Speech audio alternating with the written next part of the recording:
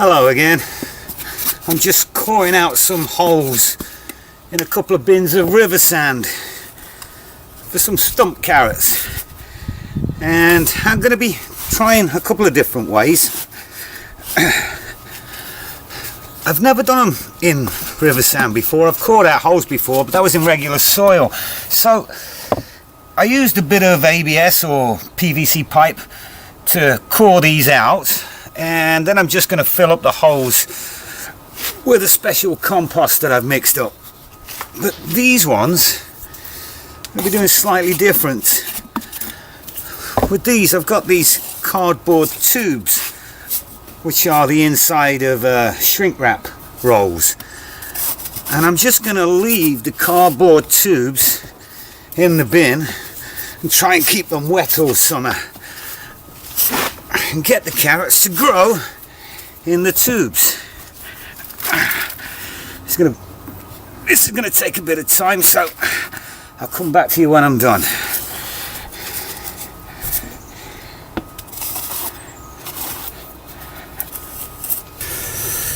Okay, so that's got the cardboard tubes in place, and for the next stage I want to make sure that these cardboard tubes are completely buried by the sand, so they can, to help them maintain a bit of moisture. I don't want them to dry out too easily. So what I'm going to do is just place some red cups over the, because I don't want the holes filling up with sand. And then what I'll do is just throw in some more sand around.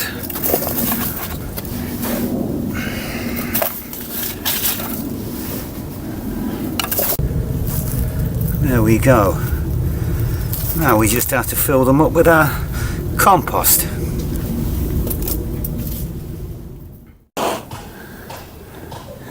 Okay, so the compost that I'm using, I'm not too sure about. I got the recipe offline from a Canadian carrot grower, and basically it's it's kind of like a topsoil. It's a sandy loam. There's no manure in there whatsoever, and then there's a couple of scoops of peat moss, and then about 50% sand. There is a lot of sand in this mix, so there's not a lot of food.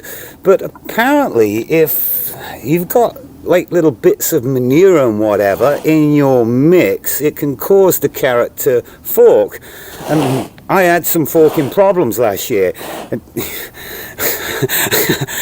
You know what I mean? I had some problems with forked carrots last year, and so hopefully this is okay.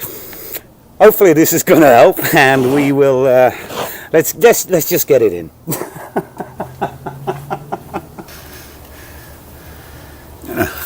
Fill up the rolls. This is going to be a long and tedious procedure, so I think a little editing required.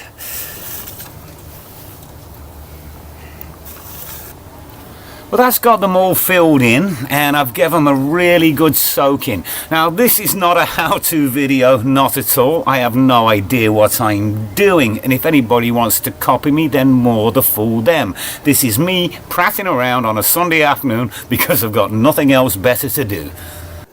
What we need now is some carrots, and here's some that I prepared earlier, or at least attempted to prepare earlier. I bought these ones. They're supposed to be sweet candle. I called them Chinese candle. Got them off of Amazon. They came from China. Not one of them have germinated. Never again. And these ones came to me from Terry King. It's the last of the packet. And these have germinated without the use of toilet paper or whatever it is that he uses during his chitting process. But what I'm going to do is attempt to transplant these into the bins.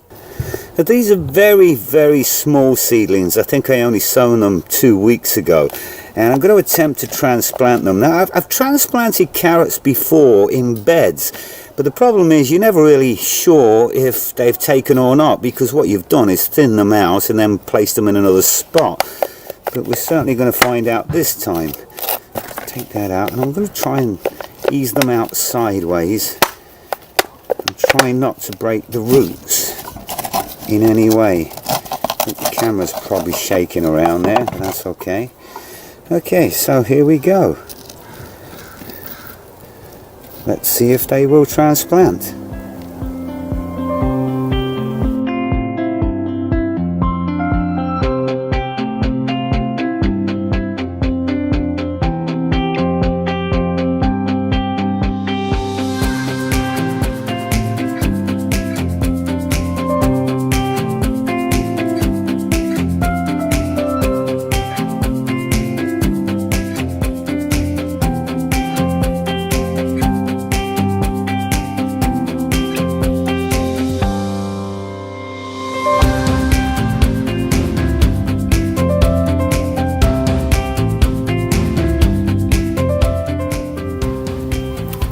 That's transplanted one seedling into every pod, and if these transplants die off, that's okay. I'll probably just replace it with a seed. I don't anticipate on pulling these carrots until right at the end of the season, so there's lots of time.